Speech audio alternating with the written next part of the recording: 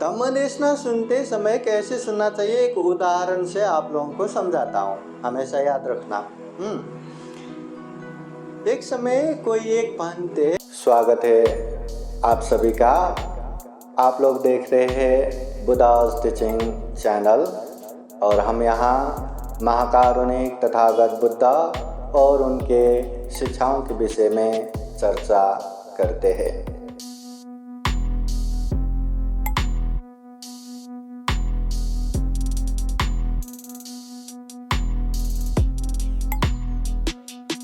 सब पाप सकरणं कुशल उपसंपदा सचित परियोदपनं ये तं बुद्धानुशासनं। महाकारुणिक तथागत भगवान बुद्ध को त्रिवार वंदना। महाकारुणिक तथागत बुद्ध द्वारा देशित सुआख्यात धम्म को त्रिवार वंदना। महाकारुणिक तथागत बुद्ध के आर्य श्रावक संघ को त्रिवार वंदना।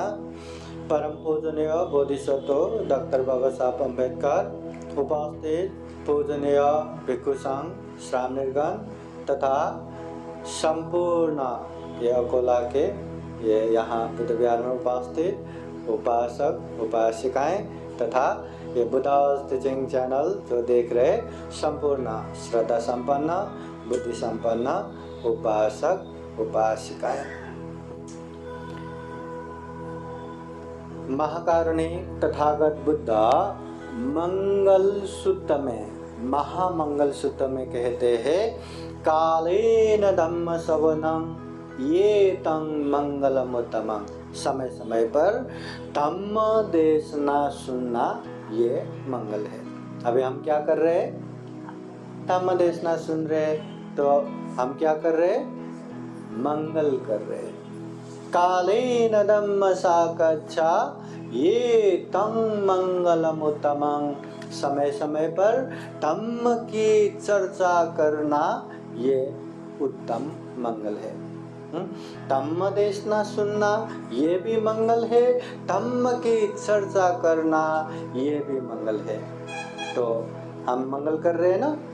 मंगल बोले तो केवल कुछ समय के लिए अच्छा लगना, अरे वाह मजा आ गया, इस टाइप का मंगल नहीं है। बुद्ध कहते हैं मंगल जो पाप को छेदन कर देता है, मंगल जो वर्तमान समय भी सुख शांतमय बनाता है, आने वाला समय भी सुख शांतमय बनाता है, उसे मंगल कहते हैं। मंगल पाप को निर्मूल करके जो सुगति का रास्ता बना देता है उसे मंगल कहते हैं। इसलिए ऐसा मंगल अभी हम कर रहे हैं। धम्म देशना तो सुनते रहते हैं ना, सुनते रहते हैं। हाँ, तो धम्म देशना सुनना मंगल है, पर सुनने वाले सभी एक समान कभी नहीं रहता।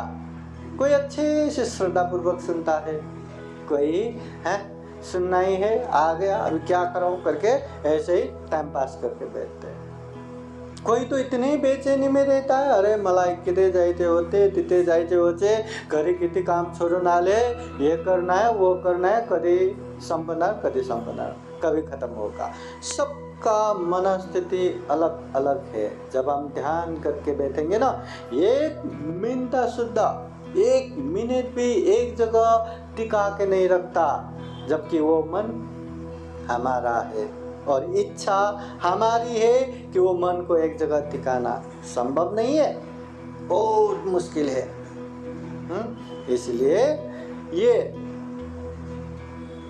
जो धम्म देशना सुनने वाले भी सभी एक समान नहीं रहता। दिखने में सब उपासक ही है, उपासिका ही है, पर समान नहीं है। इसलिए बुद्ध कहते हैं मूलतः धम्म देशना सुनने वाले तीन तरह का रहते हैं, तीन प्रकार का रहते हैं। एक है पानी में लिखने जैसा, दूसरा है रेती में लिखने जैसा, तीसरा है पत्थर में कूदने जैसा। उपासक उपासिका कुछ कुछ रहता है पानी में लिखने जैसा, लिखते लिखते मिट जाता है, वैसे ही सुनते सुनते भूल जाता है, कुछ भी याद नहीं। ऐसे लोग भी हैं। अब मन बेचैनी है, मन चंचल है, तम देशना में मन ही नहीं है तो क्या सुनेगा, सुनेगा तो भी क्या याद आएगा। पानी में लिखने जैसा, फिर रेती में लिखने जैसा कुछ समय तक रहेगा। हवा पानी जब तक उसको बाधा नहीं पहुंचाएगा तब तक वो रहेगा। वैसे ही सुनने में अरे वाह बहुत अच्छा लग रहा है, ये बुद्धवाणी सुन के बहुत प्रसन्न हो रहा है, बहुत अच्छा लगता है। पर उठ के जाने के बाद किसी ने पूछा तम देशना अच्छा हो, खूब चांगला, खूब अच्छा, क्या उपदेश दिया, अरे भूल गया, है ना, बता नहीं पाता, याद नहीं होता, कुछ समय तक ही रहता है। ऐसे भी उपासक उपासिकाएं रहता है।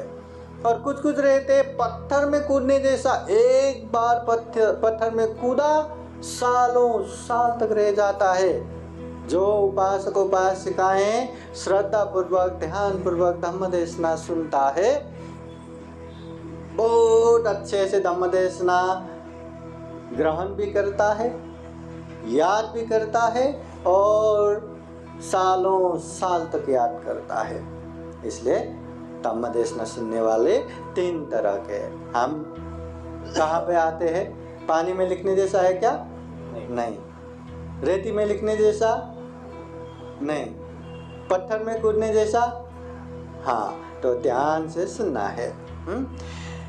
जब भी धम्म देशना होगा ध्यान से सुनेंगे तो ही ऐसा पत्थर में कूदने जैसा होगा। अभी उसको धम्म देशना तो आप सुनते रहते या सारे पुत्र बनते रहते तो कितना धम्म देशना सुनता होगा। हाँ, उपासक उपासिका भी एक से एक दिख रहा है। हाँ, तो धम्म देशना सुनते समय कैसे सुनना चाहिए एक उदाहरण से आप लोगों को समझाता हूँ, हमेशा याद रखना। एक समय कोई एक भंते एक गांव में पहुंचते हैं। जैसे वहां के उपासक को पता चला कि अपने गांव में भंते जी आए, वो दौड़ा दौड़ा भागा भागा भंते के पास गया और वंदना करते हुए कहा, भंते जी मुझे खूब धम्म देशना सुनना पसंद है, कृपा करके मुझे धम्म देशना सुनाइए।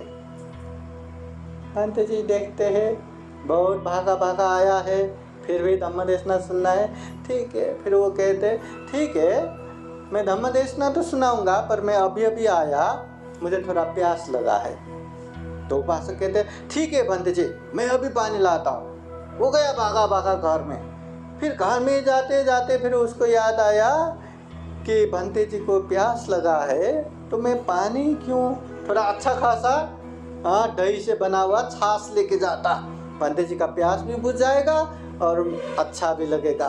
हाँ यही ठीक है करके दही से अच्छा खासा एक छाछ बना के भंते जी के पास लेके गया और कहते हैं भंते जी आप ये लीजिए। भंते जी कहते हैं मैं ये ले तो लूँ पर मैं दूसरे के बर्तन में नहीं लेता। तो उपासक कहते ठीक है अपना पात्र लाइए। हाँ ठीक है। भंते जी पात्र सामने रख देता है, चलो अभी इसमें रखते करके ऐसे उसमें वो छाछ रखने के लिए जैसे ही आगे बढ़ता है रोकता है, रुकना पड़ा। क्यों? क्योंकि देखते हैं पात्र में तो पहले से ही सामान पड़ा हुआ है, पहले से ही अनेक उसमें सामान पड़ा है, तो वो छाछ रखेंगे तो क्या होगा, वो भी गिर जाएगा। तो कहते हैं उपासक भंते जी ये तो भरा हुआ है तो क्या करो खाली लाइए। हाँ ठीक है। भंते जी अंदर गए, फिर लाया पात्र सामने रखा, देखा हाँ खाली है, चलो अभी उसमें ये डालता हूँ करके जैसे ऊपर रख के डालने के लिए हाथ बढ़ाया, फिर से रुकना पड़ा। अब क्या देखते हैं पात्र तो खाली है परंतु बहुत ही गंदा है। अभी गंदे पात्र में वो छाछ डालेंगे तो क्या होगा, वो भी खराब हो जाएगा। तो कहते हैं भंते जी ये खूब खराब है तो क्या करो साफ लाओ। हाँ ठीक है। भंते जी वहाँ से अच्छा साफ वो पात्र लाते हैं, फिर देखते हैं हाँ खाली भी है, देखते हैं साफ भी है, हाँ अभी रखता हूँ करके ऐसे हाथ बढ़ाया, फिर से रुकना पड़ा। अब क्या हुआ रहेगा, पात्र खाली भी है पात्र साफ भी है पर नीचे छेद है। अब उसमें डालेंगे तो क्या होगा, पानी सबके सब गिर जाएगा, वो छाछ सबके सब गिर जाएगा। तो कहते भांते जी, उसको भी थोड़ा सा कैसे कैसे लगता है, मैं भांते जी का उपदेश सुनने के लिए आए और भांते जी एक ठीक से पात्र भी नहीं ला रहे। अरे कैसे कैसे लगता है, बेचैनी जैसा होता है। तो ऐसे समय में भांते जी उसको शांत से कहते हैं, उपासक आपको धम्म देशना सुनना था ना, आपके लिए धम्म देशना यही है। हाँ, यही है मेरे लिए धम्म देशना, ये क्या है?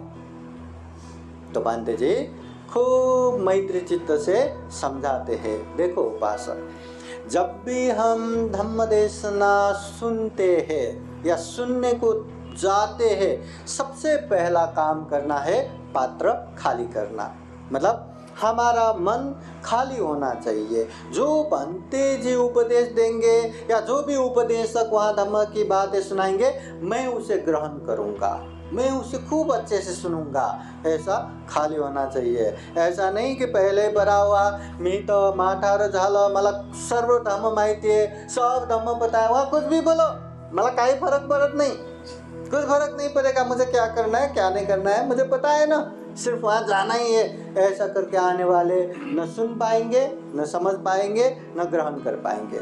इसलिए सुनना है, ग्रहण करना है, ऐसे खाली होके जाना है, पहला काम। दूसरा, जिस तरह धम्म देशना सुनने वाला जिस तरह खाली पात्र होने से काफी नहीं, वो गंदा भी नहीं होना चाहिए, साफ होना चाहिए, वैसे ही धम्म देशना सुनते समय मन में राग, मन में द्वेष, मन में मोह, मूर्खता ऐसा नहीं चलना चाहिए, क्लेश नहीं चलना चाहिए।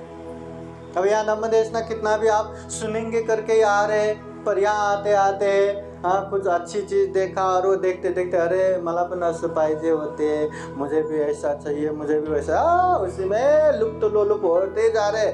और किसी ने थोड़ा सा धक्का दिया, इसका क्या औकात मुझे धक्का दे रहे, हाँ ये खुद को क्या समझता है, ठहरो मेरी भी बारी आएगा करके उसी में द्वेष, चित्ता, गुस्सा, क्रोध, हाँ उसमें एकदम होते होते जा रहे। अरे कितना भी अच्छा धम्म देशना सुनो, कितना भी अच्छा धम्म देशना होते रहो, वो सुन पाएंगे क्या, समझ पाएंगे क्या? नहीं। इसलिए धम्म देशना सुनते समय वो पूरा क्लेश को बाजू में रखो, जो गुस्सा है अलग रखो, जो लोभ लालच है उसको अलग रखो, जो मूर्खता है अलग रखो। वही लोभ लालच खत्म करने के लिए, वही द्वेष दुराभावना खत्म करने के लिए, वही मोह मूर्खता खत्म करने के लिए बुद्धवाणी सुन रहे। खूब श्रद्धा पूर्वक धम्म देशना सुनो, तब सुन पाएंगे। इसलिए मन में क्लेश भी नहीं होना चाहिए। ये दूसरा, धम्म देशना सुनते समय खाली होना चाहिए, क्लेश नहीं होना चाहिए। तीसरा, धम्म देशना सुनने के लिए छेद भी नहीं होना चाहिए। पात्र में कितना भी खाली रहो, कितना भी साफ रहो, अगर छेद रहा तो सारा का सारा गिर जाएगा। वैसे ही धम्म देशना सुनने वाले खूब अच्छे से सुनेंगे करके भी आया, हाँ एकदम क्लेश भी नहीं है, सुनने की कोशिश कर रहा है, पर मन ज़्यादा ही बेचैन हो रहा है, मन ज़्यादा ही चंचल हो रहा है, मन में अनेक अनेक तर्कना आ रहा है। तो ऐसे चंचलता में धम्म देशना सुन पाएंगे? नहीं, कुछ नहीं सुन पाएंगे। एक कान से सुनेंगे, दूसरे कान से निकल जाएगा, कुछ भी पल्ले नहीं पड़ेगा। जहाँ माहौल नहीं, कहीं खुले में धम्म देशना सुन रहे हैं, या कहीं रेस्टोरेंट में धम्म देशना सुन रहे हैं, या जहाँ सुन रहे हैं आपका ध्यान दूसरी तरफ ही है, मन चंचल है, बेचैनी है, तो ऐसे समय में धम्म देशना सुन नहीं पाएंगे। इसलिए धम्म देशना सुनते समय मन एकाग्र होना चाहिए, ध्यान चित्त होना चाहिए, श्रद्धा चित्त होना चाहिए, तभी धम्म देशना सुन पाएंगे। समझ गए क्या? धम्म देशना सुनते समय पहला, पूर्वाग्रह रहित होके सुनने के लिए तैयार होना चाहिए। दूसरा, मन में किसी तरह का क्लेश नहीं चलना चाहिए। तीसरा, श्रद्धा चित्त से एकाग्र होके धम्म देशना सुनना चाहिए, तभी हम धम्म देशना सुन पाएंगे। अभी आप लोग बताइए, इस तरह के धम्म देशना कौन कौन सुनते हैं यहाँ? कौन कौन सुनते हैं? आप लोग ऐसे धम्म देशना सुनते हैं कि नहीं? सुनते हैं ना? बहुत अच्छा। धम्म देशना ऐसा ही सुनना चाहिए।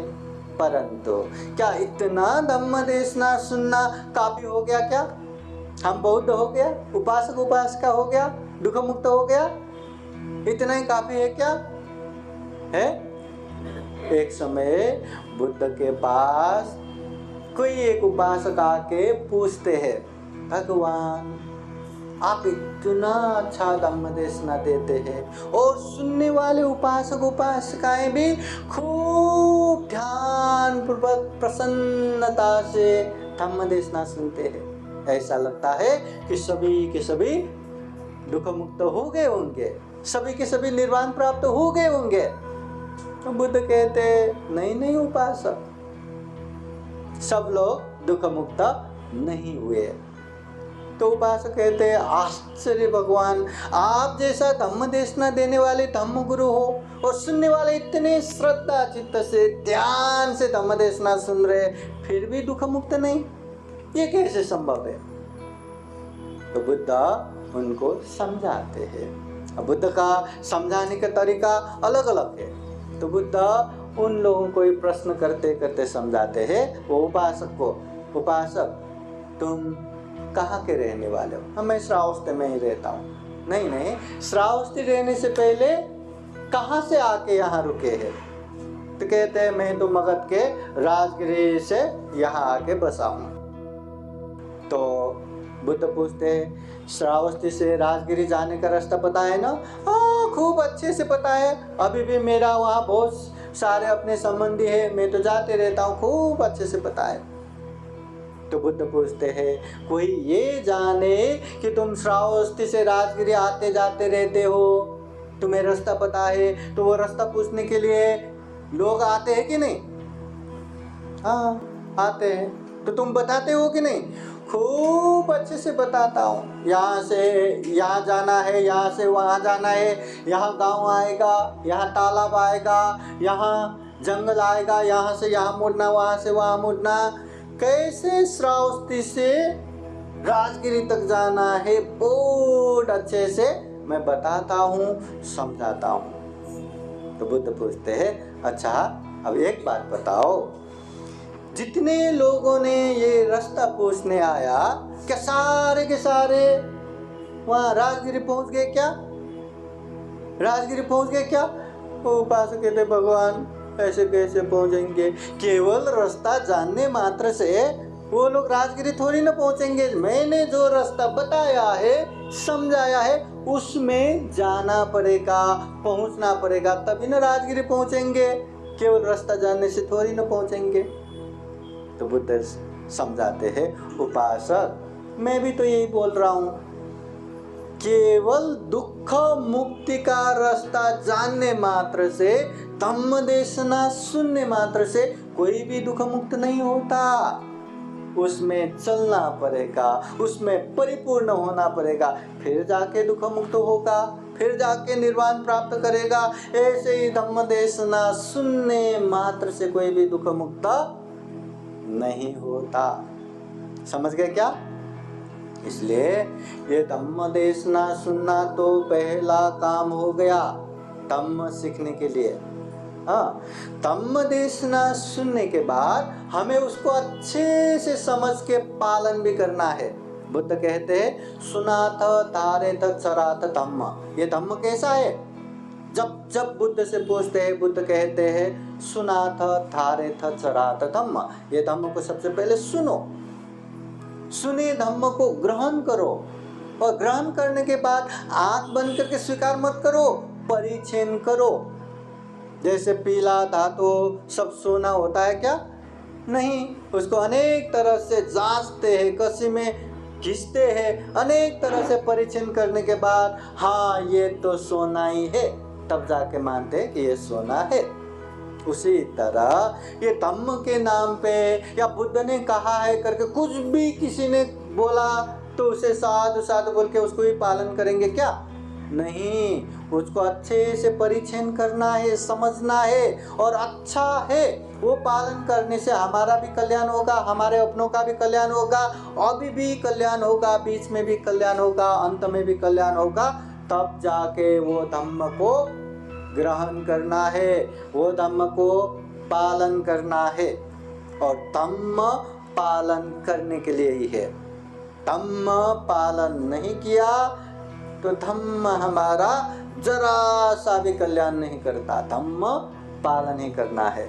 कितना भी बोलो, हाँ मुझे 4 आर्य सत्य भी पता है, मुझे शील समाधि प्रज्ञा भी पता है, मुझे आर्य अष्टांगिक मार्ग भी पता है, मुझे प्रतीति समुत्पाद भी पता है, मुझे अनित्य दुख अनात्म त्रिलक्षण भी पता है, मुझे मैत्री करुणा मुदिता उपेक्षा चतुर ब्रह्म विहार भी पता है, कर्म सिद्धांत भी पता है, पंचशील पता है, अष्टशील पता है, ये पता है, वो पता है, सब पता है, पता है, पता है कहते रहेंगे, पर पालन कुछ नहीं करेंगे तो देखना सबसे ज्यादा दुखी, सबसे ज्यादा बेचैनी वही होता है। अपने बिहार में भी ऐसे बहुत सारे रहते हैं, बहुत अच्छा भाषण देता है, बहुत अच्छा धम्म का जानकारक रहता है, पर पालन नहीं करते। अरे बाप रे, रात को नींद नहीं तो अच्छे से नींद आया करके वो शराब पी के बैठते। देखो, दूसरों को अच्छा सिखाने वाले खुद वैसा होता है। इसलिए धम्म पालन ही करना है, पालन करेंगे तो ही हमारा कल्याण होगा। एक समय बुद्ध नख में थोड़ा सा धूल निकाल के पूछते, भिक्षुगण बताओ मेरे नख में ज्यादा धूल है या पृथ्वी में ज्यादा धूल है? कहाँ ज्यादा धूल है? कहाँ? पृथ्वी में। भिक्षुगण कहते, भगवान आपके नख में क्या धूल है? सारा पृथ्वी धूल ही धूल से भर पड़ा है, आपके नख में थोड़ा ही धूल है, न्यून ही धूल है, गौण ही धूल है। बुद्ध कहते हैं, भिक्षु ऐसा ही है, इस दुनिया में अच्छे धम्म को जानने वाला मेरे नख में जितना धूल है उतना ही है, बाकी तो धम्म के नाम पे अनेक धम्म में जाने वाले। फिर बुद्ध कहते हैं, अच्छे धम्म को जान के पालन करने वाले मेरे नख में जितना धूल है उतना ही है। हम अच्छे धम्म को जानते हैं, हाँ बाबा साहब की पुण्य, इतना अच्छा धम्म हम जानते हैं, तो वो धम्म हम पालन करते हाँ। तो बुद्ध फिर कहते हैं, अच्छे धम्म को जान के पालन करके परिपूर्ण होने वाले मेरे नख में जितना धूल है उतना ही है, बाकी तो पृथ्वी में पड़े धूल समान।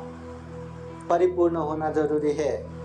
जैसे कि हम यहाँ आए, पंत जी ने लोकेशन मैप भेजा, तो लोकेशन मैप भेजा, वो मैप देखते देखते आ गया। अभी आते आते बीच रास्ते में है इतना आ गया, बस झाला करके वहीं हम बैठ जाते तो यहाँ पहुँच जाता क्या? वहाँ से और थोड़ा चलते और वहीं चाय पी के बैठते तो पहुँच जाता क्या? जब तक हम यहाँ नहीं पहुँचते, ये अकोला के ये बुद्ध विहार में जब तक नहीं पहुँचते, तब तक हमें आना है, तभी हम पहुँचेंगे। परिपूर्ण नहीं हुआ तो नहीं पहुँचेंगे। वैसे ही धम्म को हमें परिपूर्ण रूप से पालन करना है। दान देते हैं, दान देते कि नहीं? हाँ, दान साल में एक बार देते हैं ना, बस हो गया। वो संग दान देते हैं ना, हाँ वो समय में देते हैं, बस हो गया। हो गया क्या? हाँ, खाना हम साल में एक ही बार खाते हैं?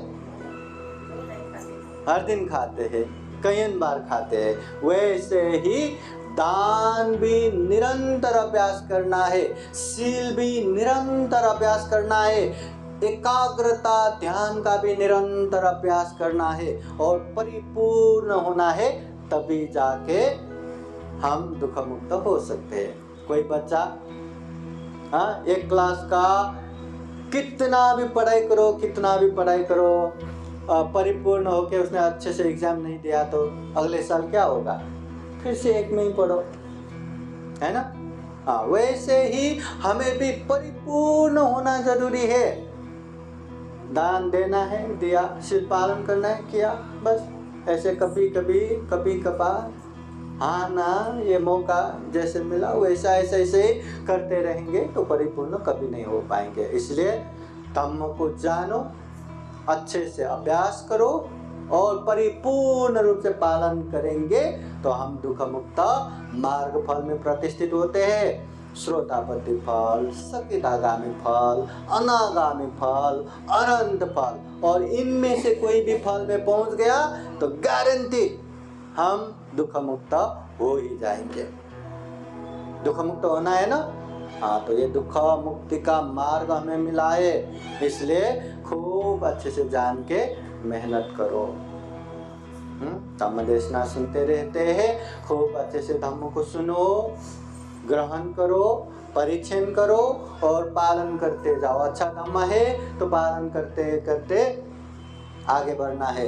ऐसा नहीं कि अच्छा धम्म है, बहु ना करो ना, हाँ बुढ़ापे में करता हूँ, रिटायर होने के बाद करता हूँ, तो अब करता हूँ, तब करता हूँ, ऐसा करके बैठेंगे तो अभी हम नहीं कर पाएंगे। तो वो समय में करने का इच्छा हो ना हो, श्रद्धा हो ना हो, या हम ही उस समय हो ना हो, हाँ। इसलिए धम्म खूब अच्छे से जानो, समझो। इतना दुर्लभ जीवन मिला है, इतना अमूल्य जीवन मिला है, इतना सर्वश्रेष्ठ मनुष्य जीवन मिला है। हम चाहे तो धम्म को अच्छे से सुन सकते हैं, हम चाहे तो धम्म को अच्छे से समझ सकते हैं। ये पाप है, ये धम्म है, कुशल है, अकुशल है, योग्य है, अयोग्य है, ये उचित है, अनुचित है, अच्छे से समझ सकते हैं। और इतना ही नहीं, हम चाहे तो सारे पाप से दूर हो सकते हैं, सारे धम्म में आगे बढ़ सकते हैं। ये केवल और केवल इंसान ही कर सकते हैं, बाकी कोई नहीं कर सकता। ऐसा दुर्लभ जीवन मिला है, तो ये जीवन को ऐसे ही व्यर्थ में जाने मत दो। खूब धम्म सुनो, समझो, पालन करो, श्रद्धा से दान देते जाओ, हमेशा शील पालन करते जाओ, नियमित रूप से ध्यान साधना करते जाओ, जो भी पुण्य है उसे करते जाओ, जो भी पाप है उससे दूर रहो, अपने चंचल मन को एकाग्र करते जाओ। निश्चित रूप से हम ये दुर्लभ, यह अमूल्य, ये सर्वश्रेष्ठ जीवन को सफल बना पाएंगे, सार्थक बना पाएंगे।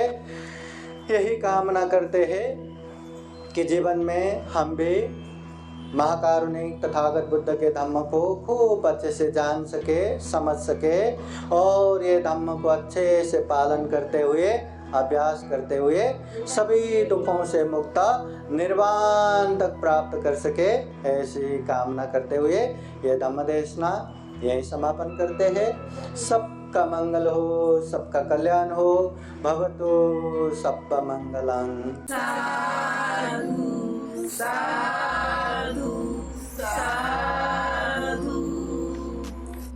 बुद्धं नमामि, बुद्ध को नमन करता हूँ। धम्मं नमामि, धम्म को नमन करता हूँ। संघं नमामि, संघ को नमन करता हूँ।